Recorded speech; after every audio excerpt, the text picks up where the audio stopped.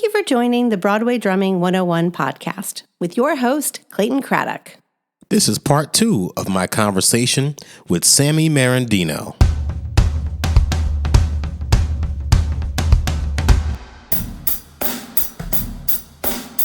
If you like what you hear on the show, subscribe to the Broadway Drumming 101 newsletter at broadwaydrumming101.substack.com. That's Substack, substack.com. The Broadway Drumming 101 newsletter is your one-stop shop for everything you'll need to know about playing drums for Broadway musicals. When you subscribe to the newsletter, you'll learn about what it takes to be a successful pit musician with content delivered directly to your email inbox 2 to 3 times a week. For $5 a month or $50 a year, you'll have a backstage pass to the world of a Broadway drummer playing on a hit show.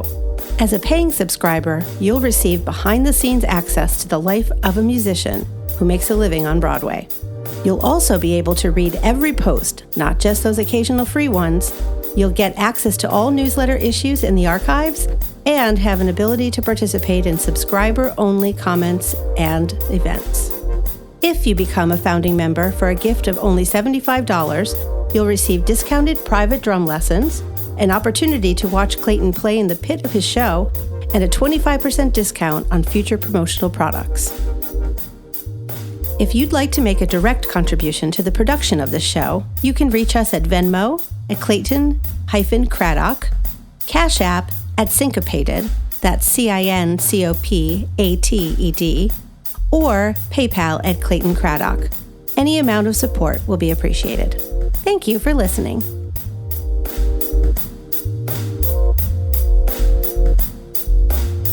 So how did you meet Cyndi Lauper? Well, I had a studio downtown, and a friend of mine, Stuart Lehrman, he was supposed to record vocals for her one day, and then he couldn't do it. So he said, well, why don't you go to Sam's place? He's got a studio on 13th Street, and maybe he'll put drums on the record for you, too. So she came in, and I programmed some drums for the record. And it was actually for a Rugrats movie. And it was Mark Mothersbaugh co-wrote it with her.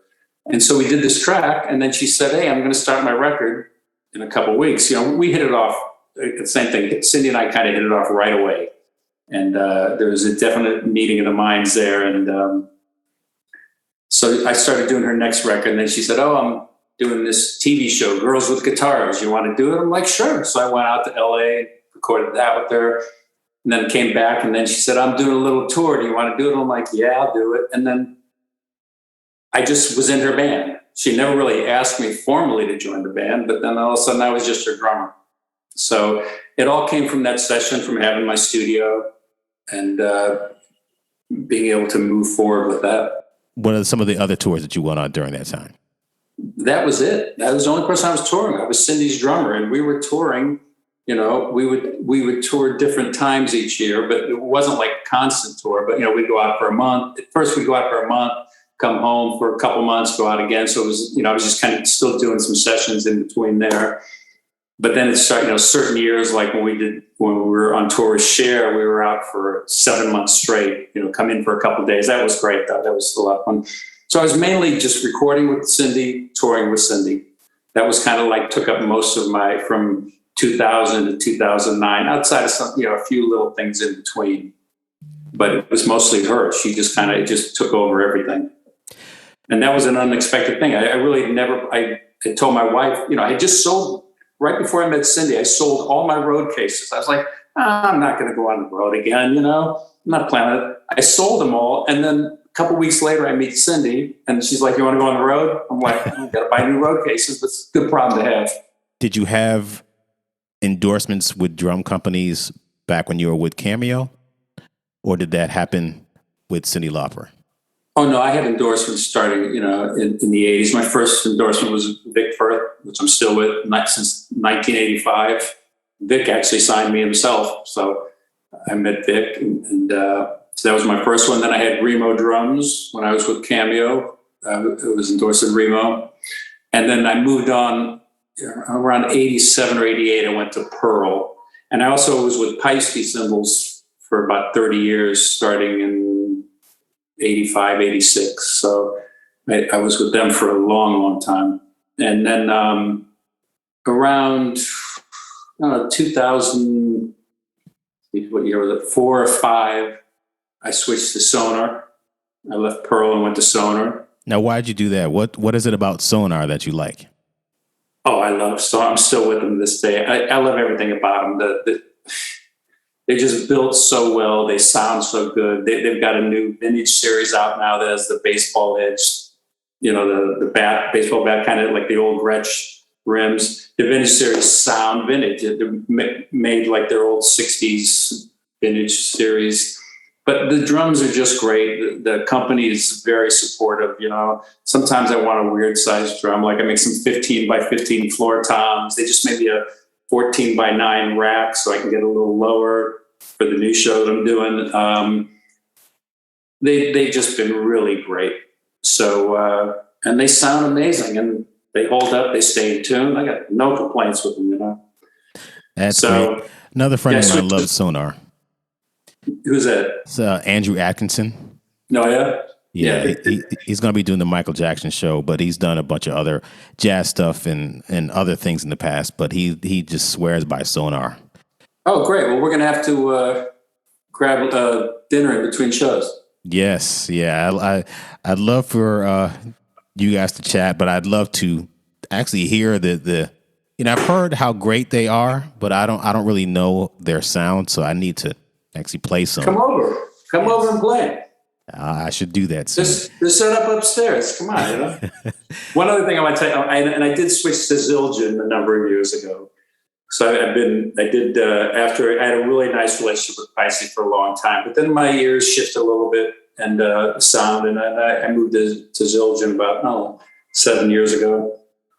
So all good companies. Tell me how you got involved with the show Kinky Boots. Well, I had done all the demos with Cyndi for Kinky Boots. We had been doing that for a number of years. She said, I forget how early it was. It was 3 or 4 years before the show came out, and she said, you want to do demos with me? So I was cutting tracks. I have a studio in my house here. So she'd come to the house, we'd cut drums, cut vocals, cut a bunch of different ideas and stuff. And this was going on and on. So then they started to do the readings, and I wasn't a Broadway guy. I couldn't get arrested on Broadway. I met some guys and they're all like, yeah, we'll have you. And they never called. And I understand why, you do need some experience in that genre, and being in a pit is a whole different world than being on stage. Even though I felt I can handle that, most people in the Broadway were like, yeah, you're a rock drummer. You're not going to get what we do here. And I was like, all right. So they were doing the readings, and I was actually the 4th drummer in. So they did the first reading. Cyndi hated the drummer, even though this drummer, and I know who all these guys are, world-class Broadway drummers, each and every one of them high up. But Cyndi didn't like the first one. Cyndi didn't like the second one. Cyndi didn't like the third one. It's not even that she didn't like them. I think it was more that she wanted me to do it. So after the third one, because Cyndi has a very specific thing, I've been playing with her for a long time, so she's used to what I do, and I had done the demos. So one day she came in and didn't like what the drummer was doing for whatever reason, even though it was probably no fault of his own. And she just and this is the story I had heard from some people in the room because I wasn't there, slammed her foot down and said, he's out, Sam is going to do the show, and that's it.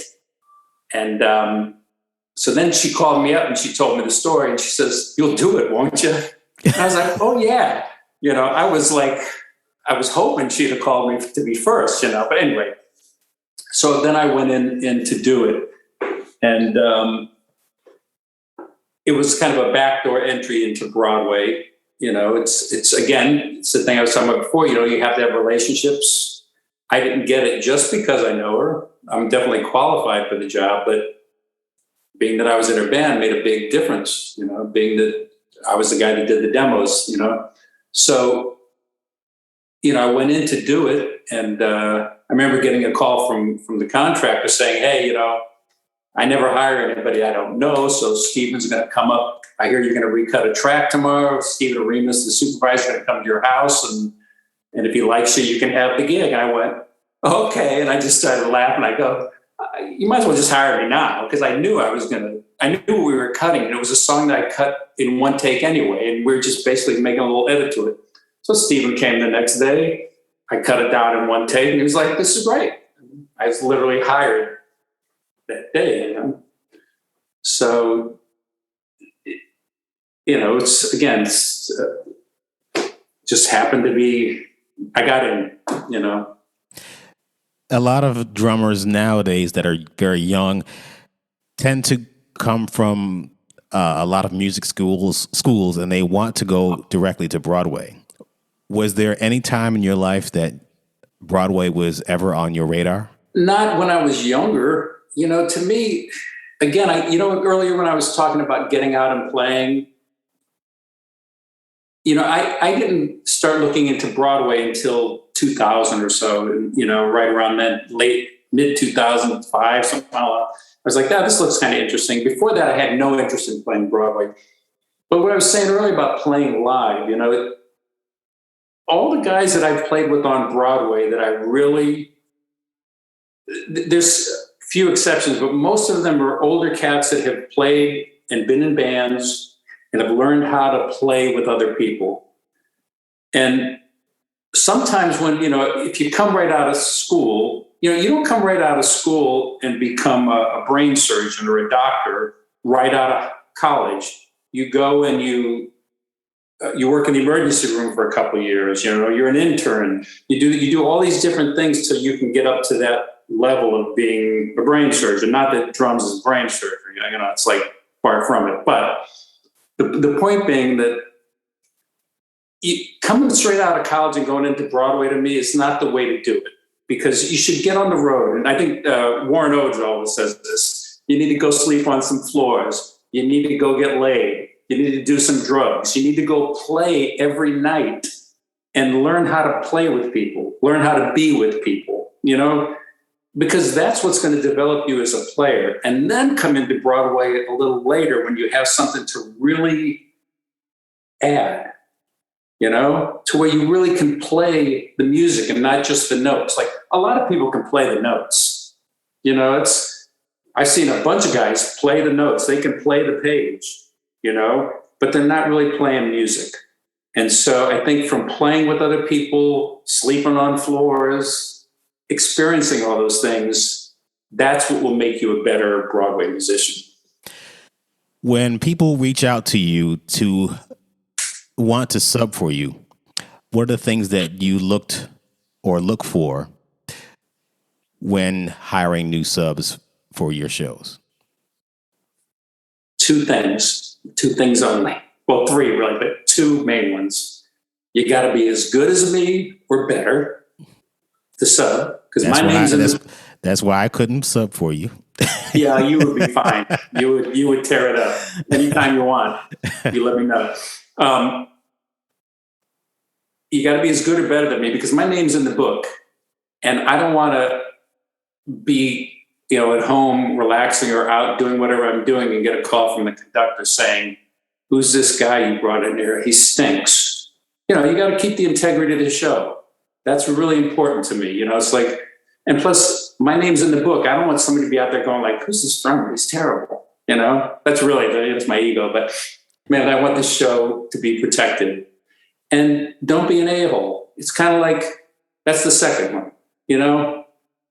Don't be that guy. You know, those are the two things. I don't care what color you are. I don't care if you're male or female. I don't care how you identify. If you don't meet those first two things, you're not subbing for me. And those other ones don't matter to me at all. You know? I mean, I just found this wonderful woman, Maya Stepansky. She's 22 years old. Oh man, keep your eyes out for her. She's definitely subbing my show. Killer. Just killing her. I'm hiring people on their ability, you know? So those are the two most important things. And of course, don't be late, you know? So those are the three. And then, you know, you can make a whole list of things, you know, just come in, mimic me. When you come in, just be me. Don't be you. Nobody's looking for you to be you. Come in and be me. And then you'll work more. Because that's what they're looking for. They don't want you to be you. It's interesting you say your name is in the book. When I was at Ain't Too Proud in 2019, I got a text. It was a direct DM in Instagram from Aaron Spears. I looked up to a lot of stuff that he's done working with Usher and a whole bunch of other people, and I see a direct message saying, "My God, I loved your playing. You sound great. You guys sound really authentic, man. Keep it up. Anytime you want to hang out, here's my number." I was like, "What?" Now, imagine if I wasn't there and one of my subs was there and he sent that to me. That would mean that person was doing the job that I hired them to do. It's basically sound like me. And to do this sound authentic enough so that Aaron would say, "My God, you sound just like the Temptations records from 1968, 69. So yeah, you have a point there. I just never really thought about it that way. You want somebody to represent you when you're not there. Absolutely. You get into Kinky Boots. That runs for how long? Well, I think that show ran for a little over 6 years. And I did it for, I think, 5 of those 6. And then the conductor, Will Van Dyke at the time, asked me to come and do Pretty Woman with him. And that was Bryan Adams writing music and Jim Valance. And I was a huge fan, of course, being a Mickey Curry fan. How can you not? There's no way I could say no, even though Kinky Boots was an ideal situation. It was a really great situation for me. From the top, from the production down to the ushers, everybody was amazing, and I got treated really well. But I was tired. I'd done it for 5 years. I'm like, I think I'll move on, and I want to start up because it's fun to start up the show, to actually originate the book and be able, because I got to write all the drum parts in Kinky and do all the programming for that, which was big for me, and then. Same with Pretty Woman, I got to write the parts. So I was ready to move on. So then I moved on to that one, and unfortunately, that was a little short-lived. That one only ran for a year, which was a little disappointment. But it was a great year. So did Pretty Woman close before Kinky Boots did? I think it closed not long after. So. It was like close to the same time, I think Kinky closed maybe halfway through the Pretty Woman run. Okay. What happened after Pretty Woman? Well, after Pretty Woman, I had nothing going on, which is kind of funny. I was I hadn't been doing any readings, which is kind of key to getting a new show. You got to develop a show. Hopefully you get called to do the readings and you can be on board because, the drummer comes with the show generally. So before you go on with that, tell people listening what are readings and workshops, and have you done many of them? Well, I've only done 3 Broadway shows, and so I've done all the workshops and the readings for the first 2 for Kinky and Pretty Woman. And what those are, people are developing the show. So the first time it might just be people sitting around a table with no music and they're reading through the show, and they're going through it. And then eventually they bring in a piano player and they're going to go and add some music here. So then months later, they're like, oh, let's bring a drummer in and we're going to kind of start working on the show, some of the choreography. And then, as the show progresses, they bring in more musicians or they'll bring in more orchestrations to get things working. So if you're at the beginning of that as a drummer, you kind of usually generally move along with it, and then you can kind of walk into the show because you've been in it since the beginning, most of the time, not always, and it's not a guarantee. But if you're around doing these things, so a lot of guys do a lot of these. They get called. Sean McDaniel's king of that. He does a lot of those. Rich Mercurio. There's a lot of guys that are doing readings and developing, but at the time, I was just kind of wasn't getting calls for that, And a lot of times I'm brought in to, with Cyndi, they didn't like the drummer, they brought me in. So it shows you how these guys were in the readings pushed out. But I got brought in for these. So anyway, I had nothing going on. And this was 2019. And I was like, well, doesn't look like I got anything in the future, any shows. So I actually had applied for my pension. I said, I'll take my pension a little early. So did all the paperwork, filled out all the forms. It was all set up to happen in December. And then middle of November, I get a phone call from Mike Aarons, the contractor. He said, hey, I might have a gig for you. I'm like, really? He says, yeah. He said, the show's coming to Broadway, and the drummer that was doing it had taken another show, not knowing that they had gotten a theater for the new show. And that was Rodney Howard. Rodney, great drummer, really solid guy, great drummer. Anyway, he took another show. So the chair just opened up. So it was down to me and a couple other guys, and I met the MD, Ian Eisendrath, and we hit it off. And so I canceled my pension because you can't, you have to have it. If once the pension starts, you can't work for a couple months and then you can start working again. But I was just like, well, I'm not going to take it now. So luckily it all worked out that I could cancel it. And then I started up, and that show's Diana, about Princess Diana. So that started in December of 2019. Yeah. And then, we started rehearsing, and then we were in previews, right before COVID hit. So then it just shut down. So that was a year and a half ago. So in the meantime, though, we recorded it, and they filmed the show for Netflix. So it'll actually be available. It's coming out in October 1st. You'll be able to see the show before we even reopen on Broadway. So that's pretty exciting. But we're going back to work. I start in a few weeks. One of the things about doing workshops and readings, one of the workshops that I did prior to starting Ain't Too Proud was for Diana, since I worked with David Bryan and Joe DiPietro at Memphis. I just had that connection, and I did. And I was like, Diana, is this going to really be something? Is this going to work out? And when we started going over the music, David Bryan writes really catchy tunes. Yeah. He knows how to write a catchy tune. David Bryan's a keyboardist for Bon Jovi. And we were doing the songs. It's like, okay, this is good. And Ian is great to work with. We were just trying to come up with parts and work, and just coming up with ideas and then seeing how it all worked with the show. I was like, okay, I can see this becoming a pretty good show.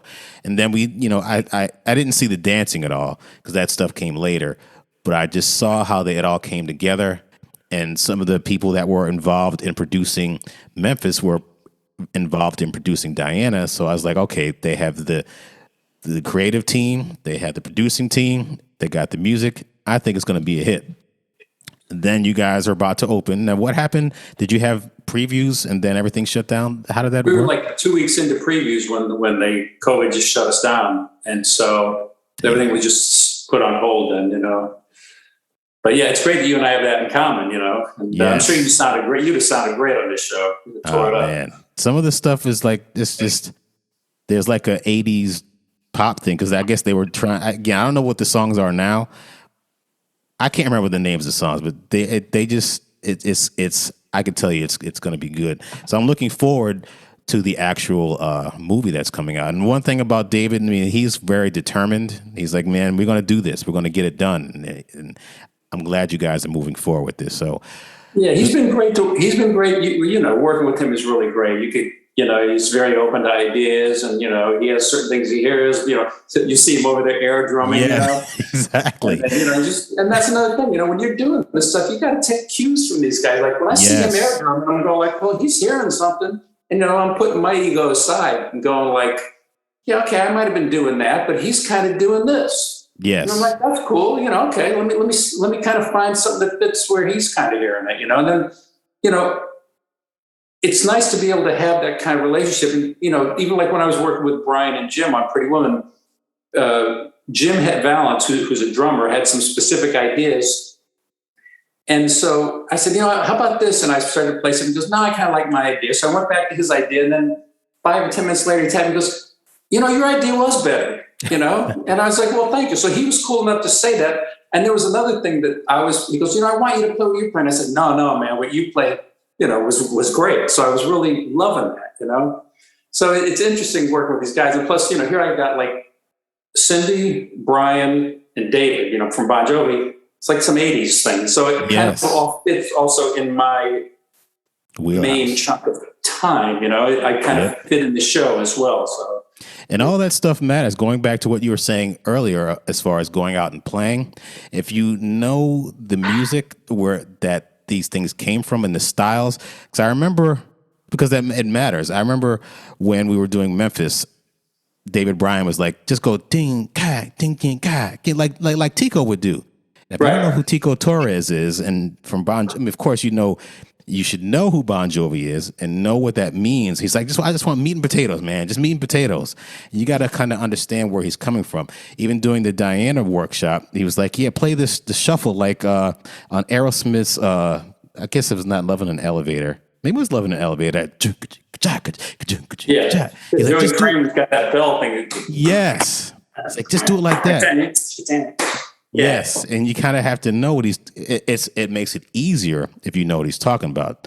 Right. So if you're coming from, I just know Les Mis and Miss Saigon and all that, it's cool. It's cool if you're going to do all that stuff, but creating a new musical like Pretty Woman or Kinky Boots or Diana, and even something like Memphis, which wasn't really about Memphis soul. It was, David Bryan's version of Memphis, which there was some gospel, there was some soul, there was some funk, and there was some rock in it. But knowing that musical background makes things much easier, especially when it comes to writing a drum part to a new show.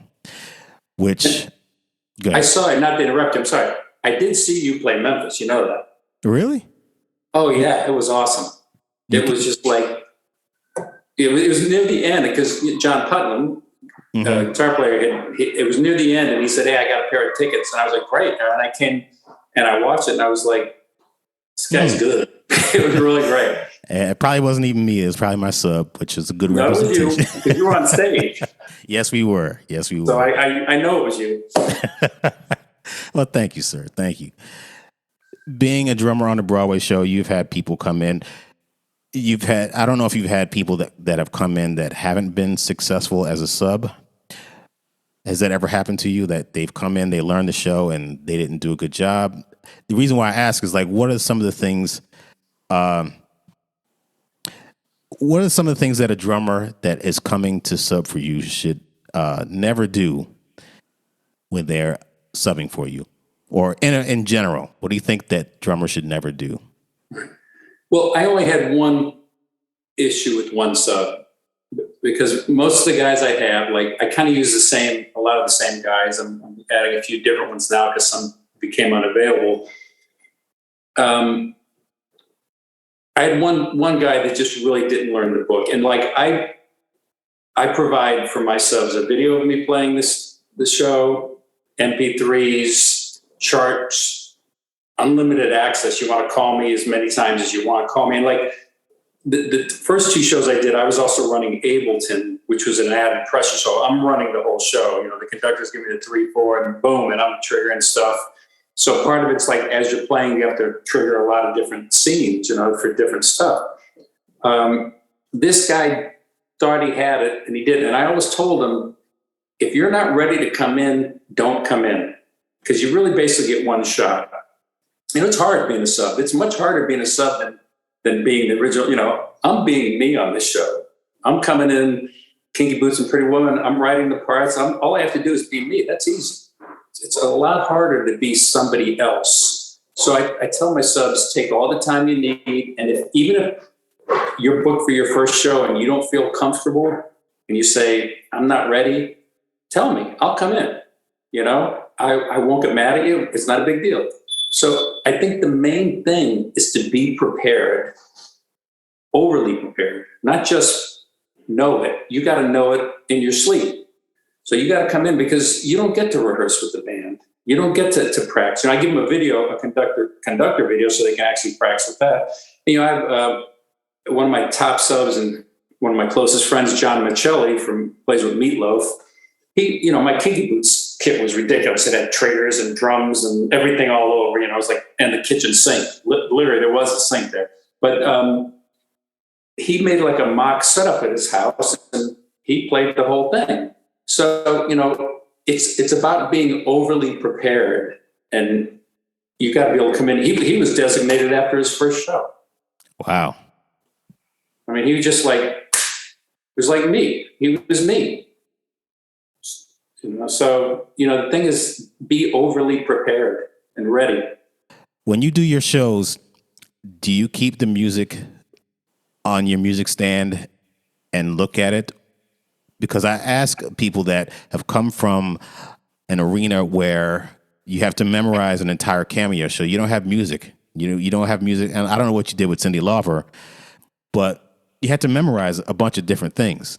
Do you memorize the show that you're on, or do you use the music as a guide, or do you do both? Well, I absolutely memorize it because I want to get past the point of reading. Some guys are really great at reading and playing at the same time. I'm more of like a feel guy. Like, I just want to play the song. I don't want to be looking at notes, So, and I'm from a rock and roll background where you don't use music. Like, when I was with Cyndi, there was no music. It's like, get it up here, So I like to be able to come in there and play. That being said, especially on my first two shows where there was so much riding on the Ableton, and there were so many different trigger points, what I did is I have all my music on an iPad over to my left, and then in front of me is a big screen. I have like a 20-inch screen or so of the music. And that's mainly because I don't want to be playing like this, because, you get hurt after a while, playing 8 shows a week and being all twisted up, you got to really think about how you set up, or it's got to be very ergonomic, because you can really, I've had problems with joints and stuff from bad setups and stuff. But those shows, I would keep the music up just as a safety in case if my mind was gone I was like, oh, geez, sometimes you're playing and you're just kind of in that moment, but your mind can just take off for a second. It's like, oh, I'm here. So I always have the safety net of that. But like Kinky Boots, by opening night, I never even opened the book. That one, it just stayed closed. Pretty Woman, I would just toggle through it just to have it there. And this new one, though, Diana, this one, Clancy, John Clancy, right? Mm-hmm. Yeah, brilliant. He wrote all the drum parts. So I'm actually being John on this show, which is it's made me a better drummer, which is really interesting because I've had to do stuff that I normally wouldn't do. Normally, I wouldn't play the fill starting with my left hand on this one, or I wouldn't do a fill going this way around the drums, where he does a lot of that. It's from right to left. He's got all these backwards, and it's kind of following the music a little more, because he orchestrated the show, so he's thinking of it in a whole different way. He's thinking a lot more melodically than normally. And this is a bigger setup. Like usually on one rack and 2 floors. This is like 5 toms. It's military snare. There's all kinds of Glock. Oh yeah, that's right. So this one, I've got my same rig set up, but like I'll probably have the music up a little longer on this show just because I'm being somebody else, and he let me like put a little of my thing on. He's like, do what you want, but I'm trying to honor what he wrote because everything's on top of that. So I can't go changing all these patterns because he's orchestrated everything on top of that. So I got to honor that, and good for you to be somebody else. Where can people find you if they'd like to find you on social media? You can find me on Instagram. I don't go on as much as I don't even know if I should. I just, whatever. I like to play drums more than I like to be on Instagram. But you can find me at Sammy Merendino on Instagram, or you can go to my website, sammymerendino.com. Or you can always find me at the theater. Yeah, I was about to ask you, which theater is it going to go into? With the Longacre. And where's that located again? 48th Street, just off of 7th. 48th, man. Remember the days on 48th Street where you can actually buy musical instruments? Oh, yeah. Man, he's just great. Yeah. We're right across from Hadestown. Yeah. You can find Sammy Merendino on his website, on Instagram, and at the Longacre Theater doing the show Diana, which is going to open up when? Previews start November 2nd, and then I think opening's the 17th of November. And watch us on Netflix October 1st. You'll be able to hear us too. We recorded the whole thing and they filmed it, so it'll be pretty interesting. Great. and it'll be running for the next 15 years. So make sure that you you and me both, my brother. Exactly. Thanks again, Sammy. Great talking to you, and we will see each other on the Broadway campus. Great. Thanks for having me.